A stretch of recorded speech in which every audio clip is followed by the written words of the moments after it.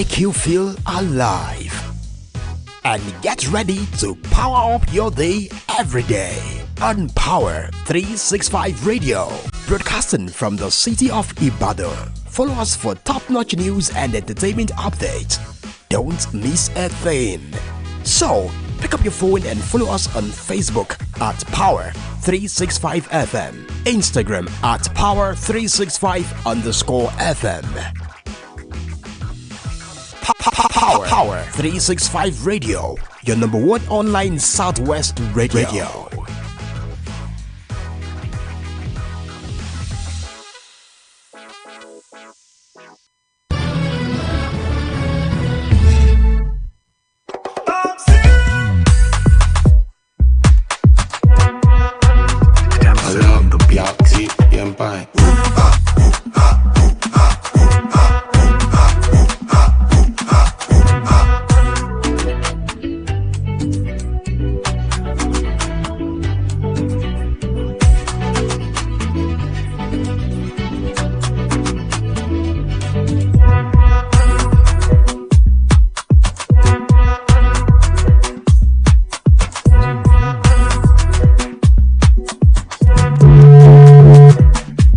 Ladies and gentlemen, welcome to Sport Hour, the Tuesday edition. Coming to you live from the studio of Power 365 FM. My name is James Oluwatimi. All right. Before I enter studio, I got the news that at the Super Eagles camp in Uyo, we now have about 70 players in camp, the likes of Moses Simon, Yusuf Al-Hassan are already in camp, and more players are still expected to join the other 17 players.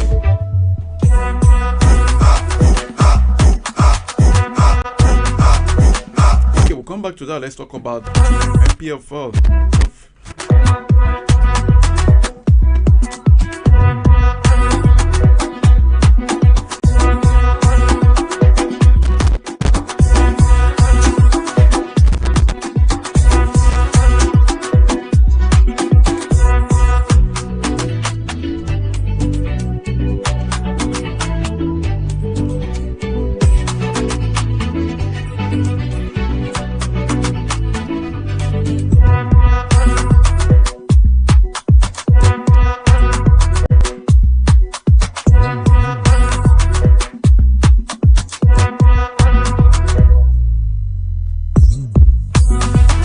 You know what? Let's start with Victor Osimhen's news. Victor Osimhen was mobbed by Galatasaray fans at the Istanbul airport as they arrived in the country ahead of completing a loan move from Napoli.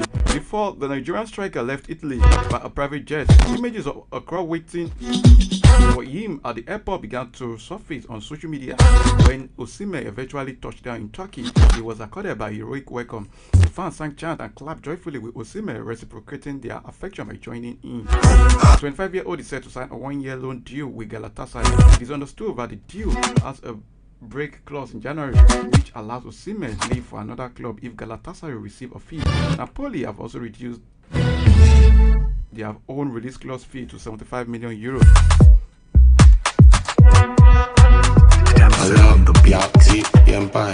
Rangers head coach Fidelis Ilechukwu is delighted with the opportunity to work with the Super Eagles. Ilechukwu was named one of the assistants to Super Eagles caretaker coach Augustin Eguafo on Monday. His Remo Stars counterpart Daniel Ogumodede will serve as the other assistant. It is the second time Ilechukwu will be working with the national team following his stint with the Under-23 Eagles. According to him, says a call to serve Nigeria and an opportunity for more hard work, and we will never take this for granted.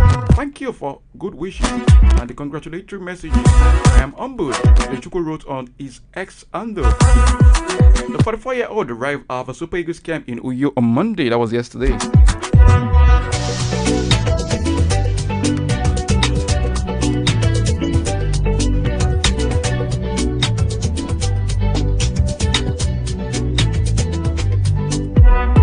Alright, Moses Simon says it is important for our Super Eagles to start their 2025 Africa Cup of Nations qualifying campaign with a win. For West Africans, we host neighbors Benin Republic in the match they won encounter at the Godswill Akpabio International Stadium in Uyo on Saturday. Ghana's side defeated the Super Eagles 2-1 the last time the two teams met in the 2026 FIBA World Cup qualifier in June. Simon stated that it is very important for the Super Eagles to avenge the defeat this time around. Well, according to Moses Simon, he says, of course, all Nigerians are expecting a win, so we will just go there and do our best. The Nat winger was quoted by the media. The best Nigeria needs is to find a win. This is the most important thing. This was according to Moses Simon, challenging his teammate out there.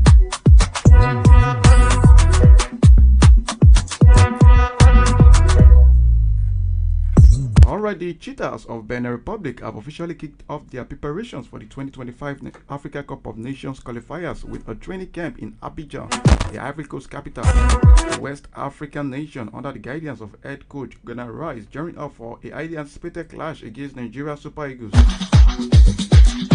The match is set to take place this Saturday at the Godswill Akpabio International Stadium in Uyo, like I said earlier.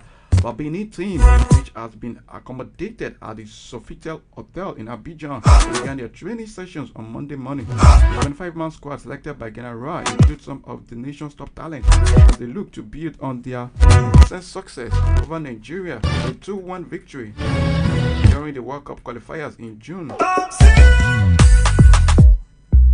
According to Ghana, I wish the Super Eagles luck, but certainly not against my team because we want to win again. Nara repeatedly remarked, says, I'm familiar with the environment, the players, and everything. I'm confident that we leave Nigeria with a positive result. Well, the Cheetahs are scheduled to arrive in Uyo on Thursday next tomorrow, where they will finalize their preparation. The mandatory training session at the Godswill Akpabio Stadium is planned for Friday, just a day before the crucial match. Following the encounter with Nigeria and Benin, will return to Abidjan to face Libya in their second qualifier. It will be held at the Felix Offert-Bogny Stadium next Tuesday. Nigeria will also head to Kigali, where the Super Eagles will lock arms with Rwanda.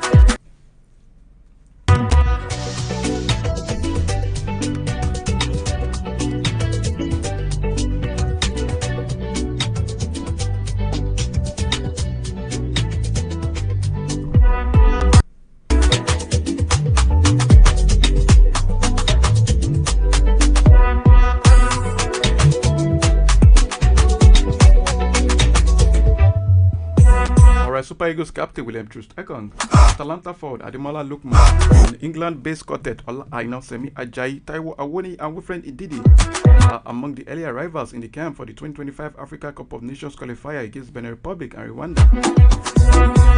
The players reported at their Uyo camp on Monday ahead of the two fixtures, which will see the team host the Cheetahs of Benin Republic on the 7th of September.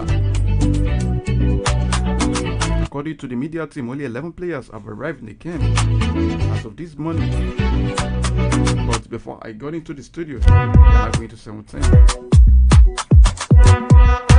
Was still expected in Uyo are settled Napoli striker Victor Osimhen, Fuamdo Kavibasi, and Alexander Iwobi. Moses Simon is around already.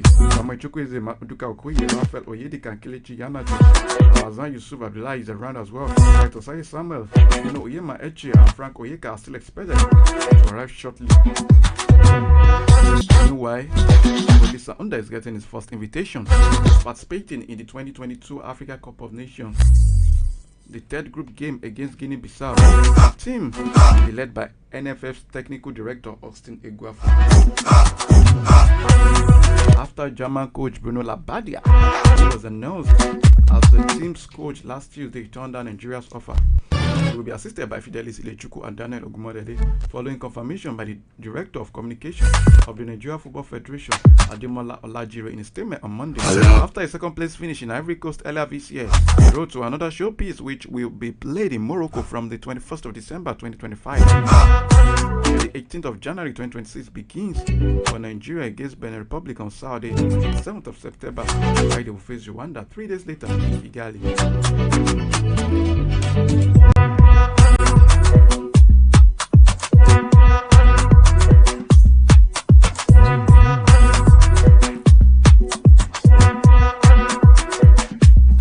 We're still talking about the national team.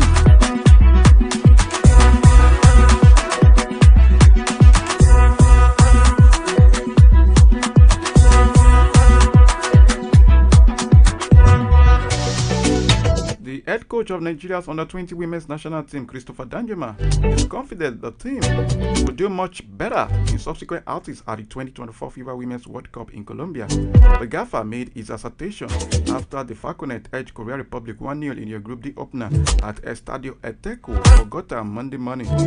Laurie Sebastian's 86th minute strike secured the win for the Falconet with Philomena Yina, the player of the match. In his post-match reaction with FIFA.com, Danjuma praised his charges for the Virtuoso performance as they lived to up the ante in the subsequent group games against Germany and Venezuela. To him says it was a tough match.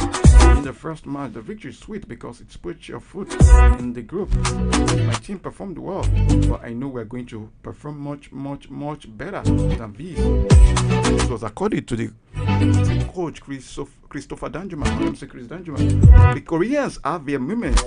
Kim Shinji rattled the crossbar while Sho Eye-young revived an incessant torment to Nigeria. They must now regroup and attempt to kickstart their campaign against Venezuela on Wednesday. Nigeria, who have participated in every edition of the competition since the inaugural edition in 2002, will on Wednesday tomorrow face Germany at the Estadio Metropolitano de Teco, Bogota, and round off preliminary hostilities against Venezuela on Saturday at the Estadio Olímpico Pascual Guerrero.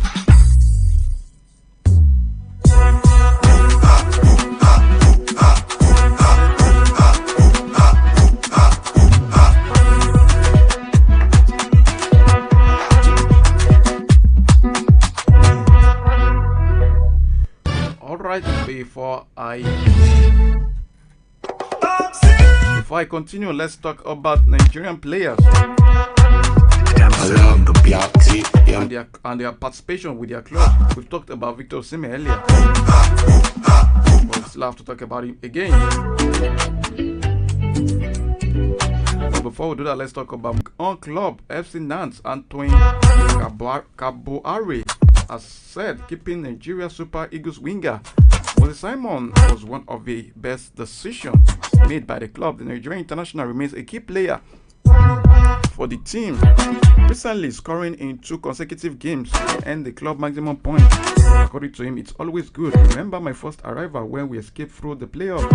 My best recruitment was to keep Black, Kolomani and Moses Simon. We then had a great season to meet the Coupe de France. I'm not saying we will do the same thing, but keeping players involved. I've seen it from the beginning. They're happy to be at FC Nantes. Nantes got their first win of the season on the 25th of August and ended an unwanted league on record.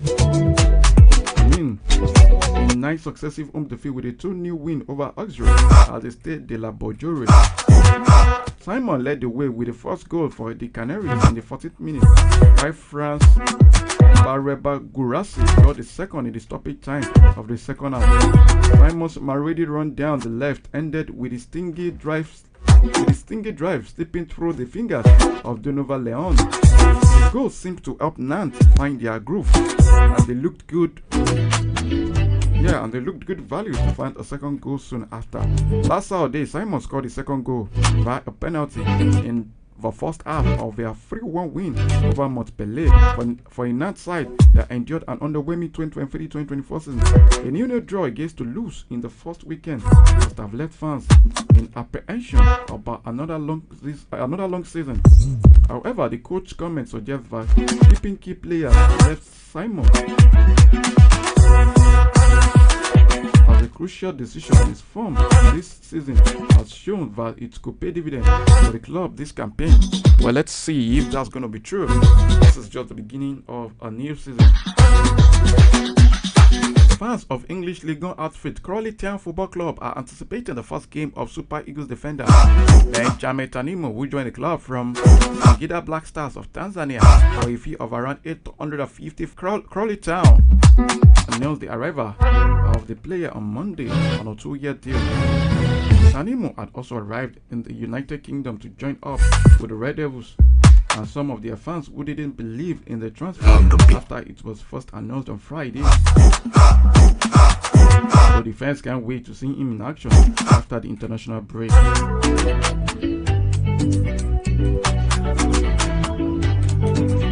one of them he named, and he said this will probably be up there with one of the Scott best signings, referring to Benjamin Tanimu.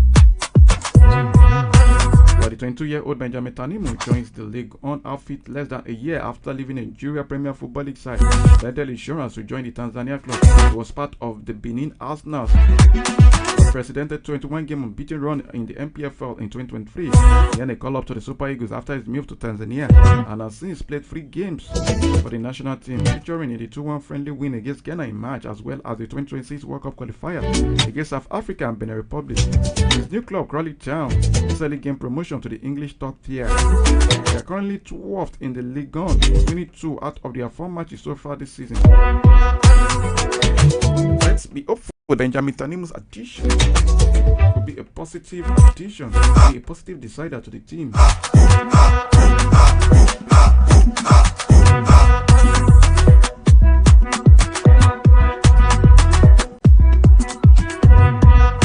Turkish club Trabzonspor will offer Southampton €8 million plus another player in the coming days to finalize the transfer of Nigeria striker Paul Onuachu, with a determination to push the deal through before the Turkish transfer window closes.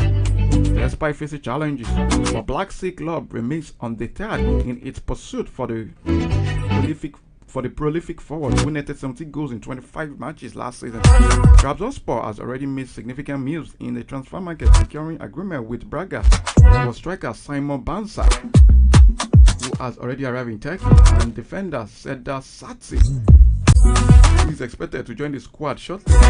These transfers are set to be officially announced soon. However, the club's management has its sights firmly set on Onuachu, and they are not backing down.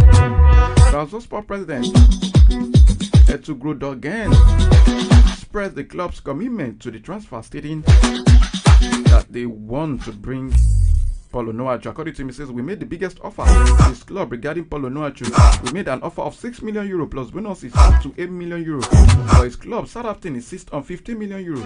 We are still interested. Preparations are underway to add another foreigner." While Southampton deemed Onuachu surplus to requirements, Trabzonspor is looking to capitalize on the situation, especially as the transfer windows in Europe's major leagues closes. The 30-year-old striker is reportedly eager to don the claret blue jersey. Trabzonspor are planning to wrap up the transfer by securing Paul Onuachu's signature. Onuachu has not been included in any of Southampton's matchday squad this season, despite the Saints losing all 3 to sit in the Premier League's relegation zone.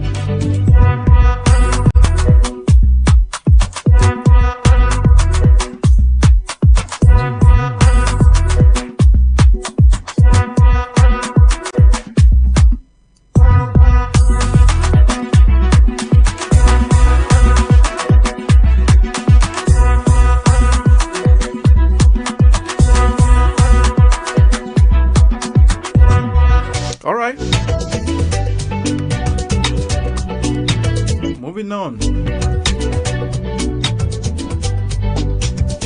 let's talk about other sports. Players of the Nigeria Under-18 boys basketball team have been denied visas to the 2024 FIBA Under-18 Afro Basketball.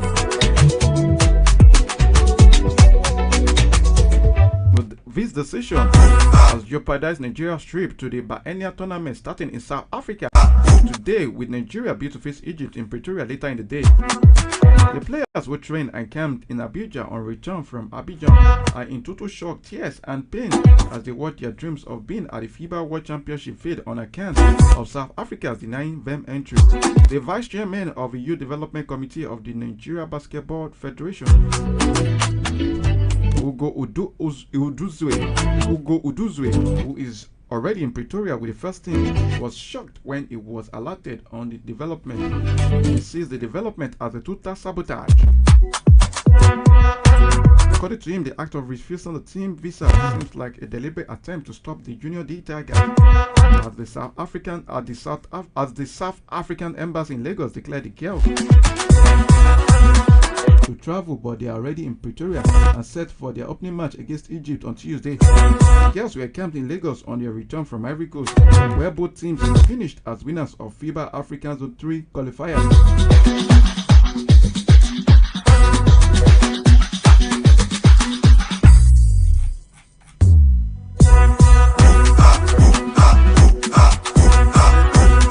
let's move away from other 18. I pray they will sort that out soon.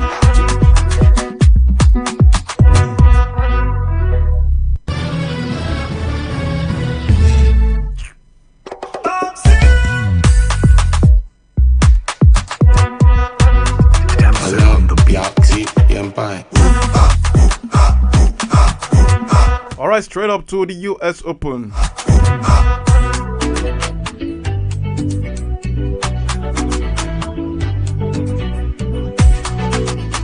Talking about the US Open, world number one, Iga Swiatek moved confidently into the US Open quarterfinals with a straight set victory over Ludmila Samsonova. The 23-year-old Pole was made to walk by 16th seed Samsonova in the first set, but came through in style for a 6-4, 6-1 win. It's just the second time Swiatek has reacted the last.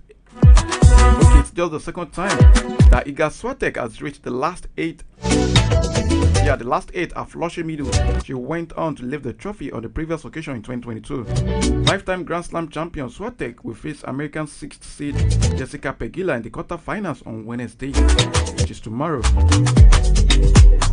The closely contested first set saw Samsonova have to break point to keep it on serve until the 10th game. Swiatek had shown flashes of brilliance, but with the set to be won, put all her tools together and claimed it with a break to love.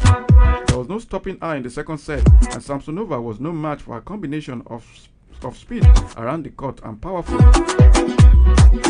powerful precise shot making.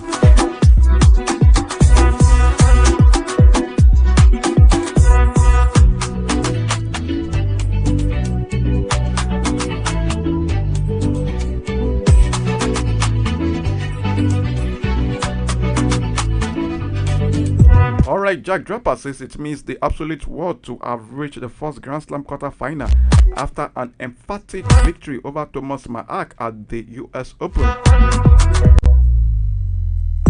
The 22-year-old produced a brilliant display to beat the Czech Republic tennis player 6-3, 6-1, 6-2. Draper is the first Briton to reach the quarterfinals of the men's singles at Flushing Meadows since Andy Murray in 2016. According to him, he says, I thought I did the basic really well. I increased my level when I needed to, and I was pretty clinical in some moments, and that was eerie. I felt like I competed really well and did what I needed to do. Well, Thomas Maak have won the 3 previous matches between the pair, but after a strong start, Thomas Maak was outclassed by a lesser focused Draper in just 1 hour and 44 minutes. Well, congrats to Maak. Congrats to Draper, rather, Jack Draper. World number one, Jannik Sinner produced some of his best tennis of the US Open so far to beat Tommy Paul and set up a tantalizing quarter-final against Dani Medvedev. Where Italy's Jannik Sinner beat home Hope, talking about Tommy Paul 7-6, 7-3, 7-6, 7-5, 6-1 in front of a rowdy New York crowd in the night session on Arthur Ashe card. Well, Russia's Medvedev, the 2021 US Open champion, sent an emphatic statement earlier on Monday with a 6-0, 6-1, 6-3 after beating Nuno Borges of Portugal.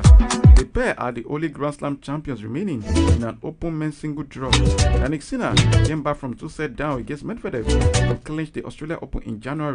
He has won 5 of his past 6 meetings against Medvedev, having lost 6 in a row previously, but Medvedev won their 5-set Wimbledon quarterfinal in July.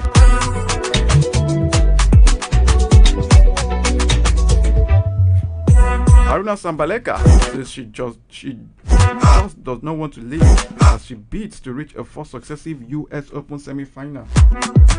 The world number 2 plays China's 7th seed Zheng Qinwen in the quarterfinal today, a repeat of this year's Australian Open final, which was won by Sabalenka.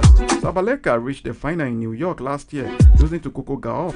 But Gauff's 4th round exit this year leaves the Belarusian as the favorite on an increasingly open side of the draw.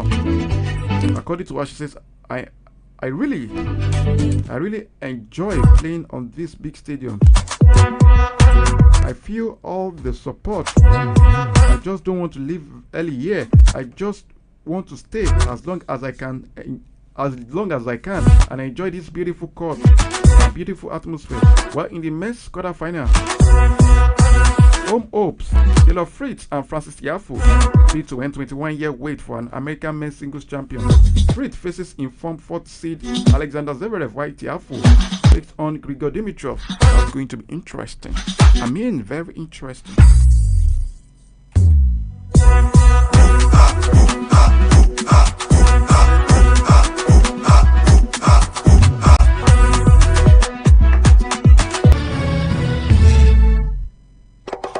Alright, quickly away from the US Open, let's talk about Formula One.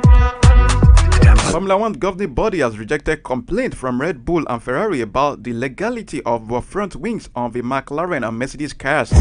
Red Bull and Ferrari believed the front wings flexed excessively and were not compliant with the rules. But the FIA said on Tuesday that all front wings are currently compliant with the 2024 regulations. Red Bull and Ferrari have not responded to the request for comment. The complaints were raised in the context of the increase in competitiveness of McLaren and Mercedes cars in recent months. Red Bull dominated the start of the season but find themselves under increasing pressure from McLaren in both drivers and constructors championship. The World Championship admit they do not yet know the solutions to handling problems which are affecting the competitiveness of their car. And after Sunday's Italian Grand Prix, Max Verstappen said at the moment both championships are not realistic. Verstappen, who has not won a race since Spanish Grand Prix in June, has a 62-point championship lead over McLaren's Lando Norris, and with 8 races to go and 232 more points available, McLaren are just 8 points behind Red Bull in the Constructors' Championship. Wow, just 8 points. Getting more interesting.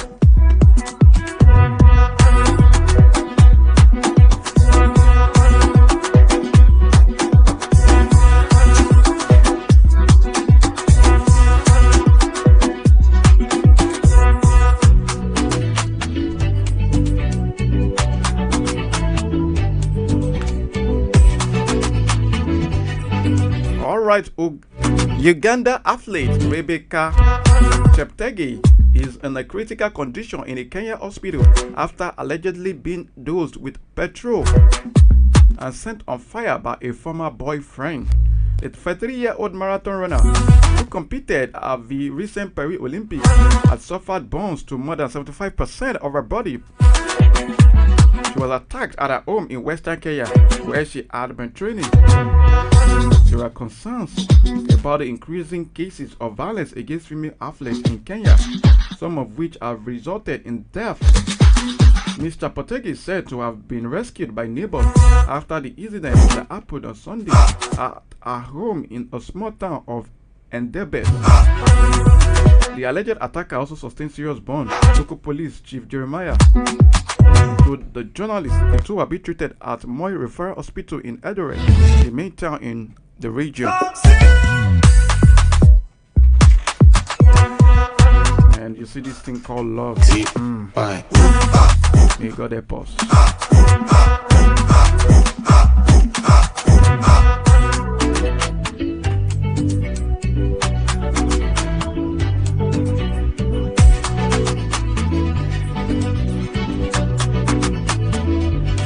Alright, back to football. On the foreign scene, Inter Miami striker Luis Suarez has announced his retirement from the Uruguay national team. Suarez disclosed this in a news conference yesterday, saying he will step away from international duty after his team's FIFA World Cup qualifier against Paraguay on Friday. The former Liverpool and Barcelona forward departs as Uruguay's all-time leading scorer with 69 goals in 142 games across 17 years.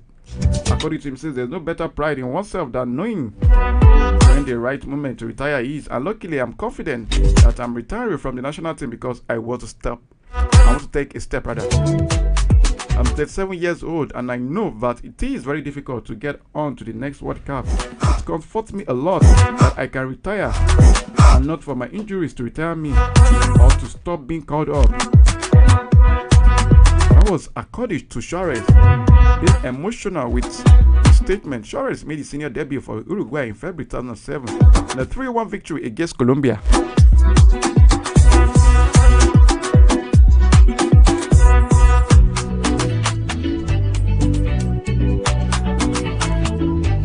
All right, just one stop at Old Trafford. Former Manchester United midfielder Nicky Butt has told the club's E-man Marcus Rashford to leave Old Trafford.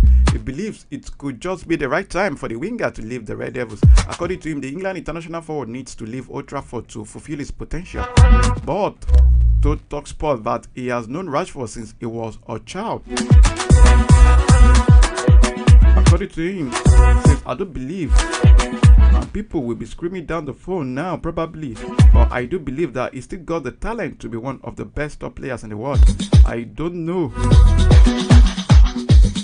And it's actually sad watching that because I've known Marcus since he was probably 8 and 9 at Manchester United coming through. And he's always been the one that you would hope for me to be a big player.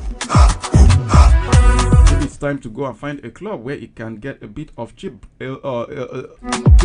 breath. The eyes aren't on him all the time. He's the excuse of all the fans. All the fans look at him, and it's not just him. The whole team, the whole squad needs to up the game.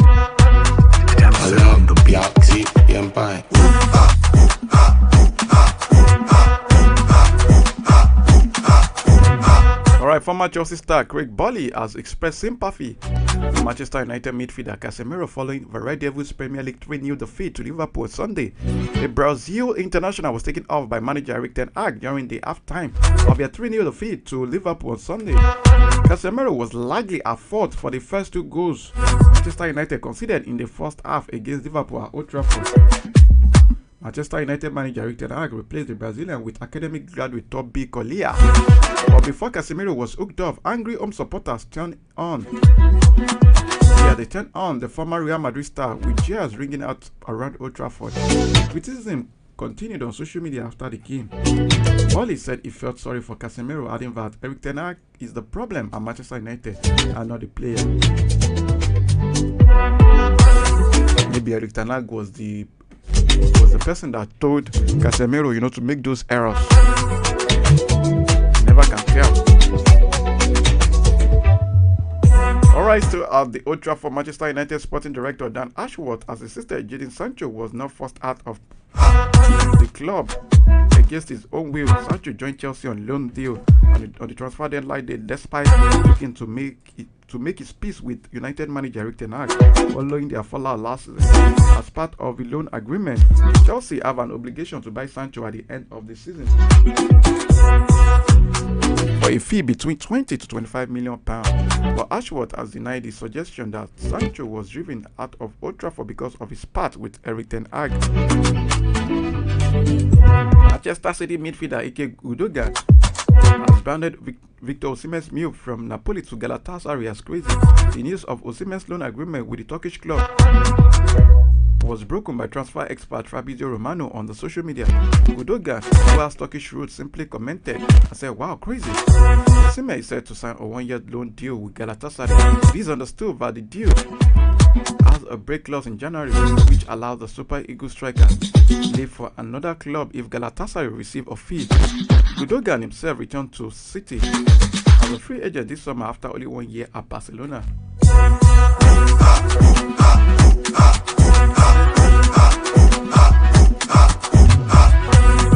Alright, ladies and gentlemen, before I put the curtain, Victor Osimhen has revealed that he spoke with his former Napoli teammate Dries Mertens before deciding to move to Galatasaray on loan. Osimhen on Monday agreed to spend the 2024-2025 season on loan at the Turkish Super League champions. The Nigerian international, who arrived in Istanbul on Tuesday morning, was met by a rapturous reception at the airport. The 25-year-old, in good spirit upon his arrival in Turkey, was keen to interact with fans and get the chant going at the airport upon arrival.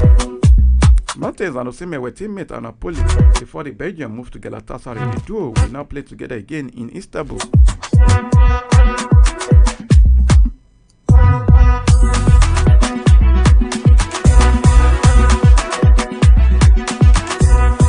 Alright, ladies and gentlemen, this is where I have to draw the curtain talking about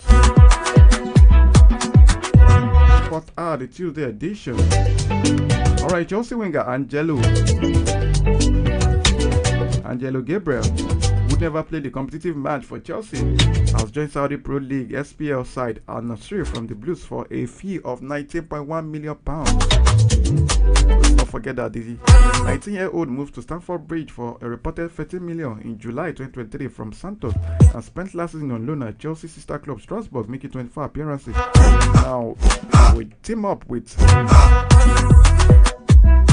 Cristiano Ronaldo at Al Nassr after joining the club. Alright, ladies and gentlemen, tomorrow it's another day, 1:15 to 2 p.m. It's another time to be on the show with you talking about Sport Art, the midweek edition. My name is James Oluwadurotimi Aremu. To have a good, great evening.